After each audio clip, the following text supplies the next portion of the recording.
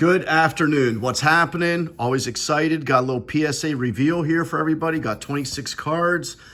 This is not a blind reveal. I have looked at these cards. I opened these actually yesterday when I met a buddy of mine because he had some cards in this submission. So him and I went over them, but I just want to share these cards with everybody because these are always exciting and fantastic.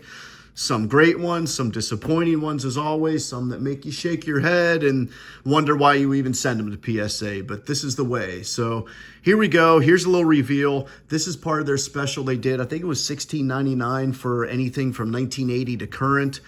This took like 35 days, nothing too crazy, but let's get into it.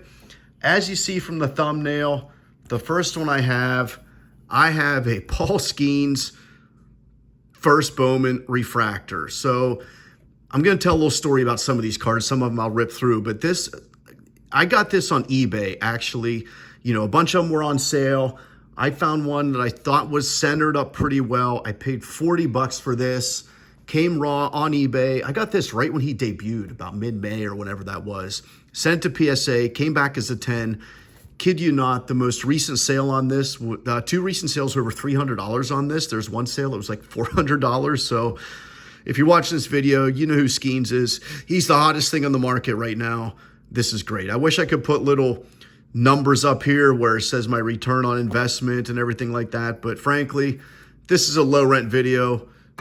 This is not a Spielberg production. This is what you get. So there's a Skenes. This one was a little bit disappointing.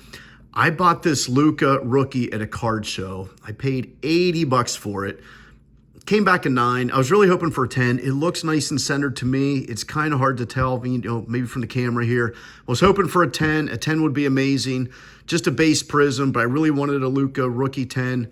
I will take a 9 though. So there is that one. Bought this at a card show, a Halliburton. This came back a nice 10. I think I paid 4 bucks for this, maybe 6 bucks, something like that. That is now a $40 card, I think, when I looked. So here's some interesting ones. One thing I say a lot is it is really, really hard or impossible for your old cards that you have from the 80s, 90s, 70s, et cetera, that have been just sitting upstairs in your box. It's really hard to get them really good grades on them. You know, to get a 10, you almost have to just buy a fresh pack or a fresh box and rip it from there. But here's some examples of some interesting stuff. So first of all, this is a Jordan Fanmation. This is from the 92 Upper Deck. This has been sitting in a sleeve upstairs forever.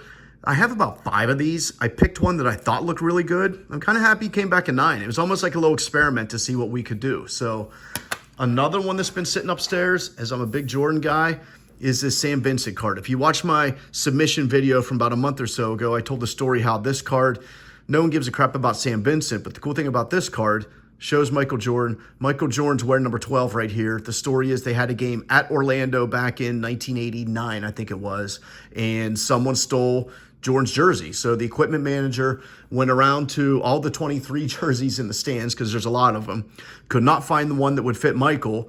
The only thing they had was a 12, so he wore a 12 for that game. So that's a really cool card. But that came back a 9 too. Again, this has been sitting in the sleeve for 30-some years upstairs. So you can actually do it. It is possible.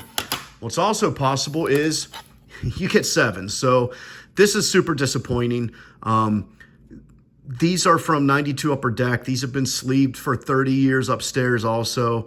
One was an error card right here where it has the wrong year where he was a slam dunk champion. Kind of hard to tell. This is the correct year, 87, 88. Here's the error. If this error would have come back at 10, this is about a $400 card. As it is, these came back 7s. It's just wild to me. I don't know. There has to be something on the surface with these because the corners look really, really terrific on these. I'm not sure what they're seeing. I mean, we can look at the back. It's hard to tell with centering. I mean, there's a little red line right there with centering, but who knows what's what on these. But these coming back 7s were highly, highly disappointing. But there's also hope. Here's a Gem Mint 10 Jordan from 1990. I have about 3 or 4 of these cards. I picked out one that I thought looked really, really good. Sent it. Unbelievable. Came out of 10. So it can happen. I was proven wrong. I never thought it would be able to happen. This is about a $200 card right now. Moving on. Junior Caminero. I'm kind of high on him. There's a Gem Mint 10 on a chrome black refractor. He's been hurt for about a month. He actually just came back, so I'm super high on him. Next, we have one of my experiment cards. I bought this 1986 Topps Traded brand new factory set. I bought it about a month ago, looking for the Bo Jackson rookie. The rookie, it actually came out really centered, but the card came back in 8. Not sure what's going on with it. I could see a little wearing, I guess, right up here. If you look really close, maybe, you know, there's maybe a little bit of wearing here. I don't think you can really see it well on my phone camera. A little disappointed it came back in 8. Maybe there's something on the surface. I don't know. It is centered really nice. The corners are pretty sharp, so that's sad. I was really hoping for a 9 or a 10 on that. Picked this up at a card show, Wyatt Langford refractor. This one came back at 10. I think I paid 20 bucks for this. This is now a $60 card last I looked. Super happy about that. Wyatt Langford number 10 right there. We'll put Bo here. I just really like Bo. I got this in a break. Random team break. I got the Rangers. It's a paper card. It's numbered to 199. Came back in 9. Not too shabby. Here's my guy. Super high on him. I pulled this from one of those Walmart tins. Ant-Man rookie. Gem Mint 10, insert, instant impact. I think there's like a $40, $50 card right now. So well worth the grading as a fresh pack pull. Super happy for the Ant-Man right there. Moving on. I'm trying to go quick. I don't want you guys being bored as crap watching my videos. But here we go. So these are 2 cards that I actually bought at a card show during the NBA playoffs when Ant-Man was super hot. I found a table selling a bunch of his Illusions rookies for $2 a piece, just raw. And he had like 10 of them or something like that. I bought 2. I didn't want to buy too many. It's Illusions. But I bought these cards for $2. They both came back as Gem Mint 10s. These are, you know, Illusions is a lower rent kind of set, but these are $50 cards right now. At the peak in the playoffs, these were $100 cards. But still, Ant-Man rookies. Bought these for $2. Super happy with those. Disappointed in my Chet. This came back in 8. This is a Chet Revolution Chinese New Year. This is number 288. You can see that right there. I wonder if these are just really, really hard to grade, this Revolution set. And I'm going to show you why, because I have some other Revolutions right here. We're just going to hop right to it. I have 2 Wemby Revolutions. These are actually levels. You can see it here. It says levels on the bottom. Here it says levels on the top. These also came back 8s, and these are fresh pack pulls. The corners are super sharp. It's hard to tell centering. I have no idea on that. Maybe they have something on that, but maybe there's something just with these cards, these Revolution cards that are super shiny like this, that's really, really hard for PSA, you know, to get 9s or 10s. I'd have to check the pop count on this. Maybe not many 9s or 10s exist. I have no idea. I know, for example, I forget what set it is currently, those Kaboom cards. I think it's Absolute. It's damn near impossible to get anything over an 8 with those. Like an 8 is basically the equivalent of a 10 if a 9 is like a 10 plus. So maybe this is one. Actually, if you're watching this, give me a comment in the video. Maybe you have more information on that than I do. Pulled this from a pack at Walmart. Zenith, randomly bought it. I think I was probably buying hamburger buns. I have no idea. But bought a box of the Zenith. Pulled this Stroud parallel out here, this blue parallel. Came back at 10. I think this is a $70 card, $80 card. Super happy for that. We'll put a little Stroud up here in the wall. All right, moving on. We have some, as I mix these up, I bought this Brunson at a local card show. I think I paid 20 bucks for this. Came back a 9. It's not bad. Not the 10 I hoped for, but I figured he was so hot during the playoffs. If the Knicks actually do something, that's a really, really nice card. Speaking of Revolution, this one came back a 9. So this would have been a big, big giant money card if it was a 10. I'm super happy with it as a 9. But I actually pulled this from a hobby box that I think was only like 130 bucks from a local card shop. This is number 2, it's hard to see on the video here, to 99. This is a $200 raw card. As a 10, we're talking, what, 700, 800 bucks, something like that.